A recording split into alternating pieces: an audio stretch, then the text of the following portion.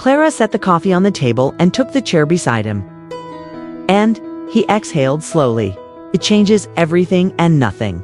She's still gone, but now I see her in a different light. They talked for a while, the conversation drifting between memories and silences.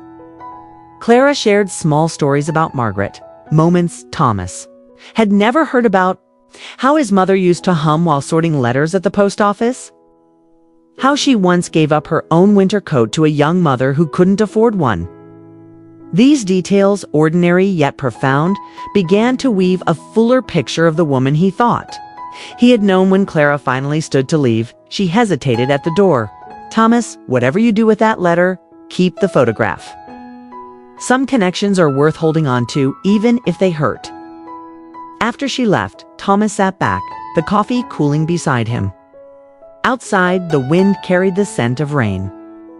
He picked up the photograph once more, tracing the edges with his thumb, for the first time in years. He whispered into the quiet room, "Hi, Dad."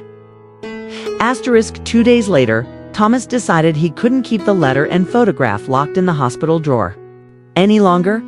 Something inside him urged him to trace the story back to where it began, not just to understand his parents, but to understand himself.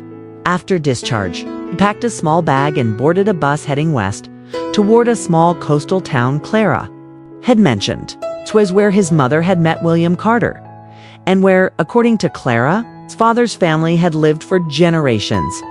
The bus ride was long, scenery shifting from city streets to winding rural roads, then finally to the rolling sound of the ocean. The town was quiet, its wooden houses weathered by salt and time. He stepped off at the main square, clutching the envelope in his pocket. The local post office was the first stop. Its peeling paint and creaky door made it feel like a relic from another era. An elderly man behind the counter looked up from his newspaper. "Can I help you?" Thomas hesitated.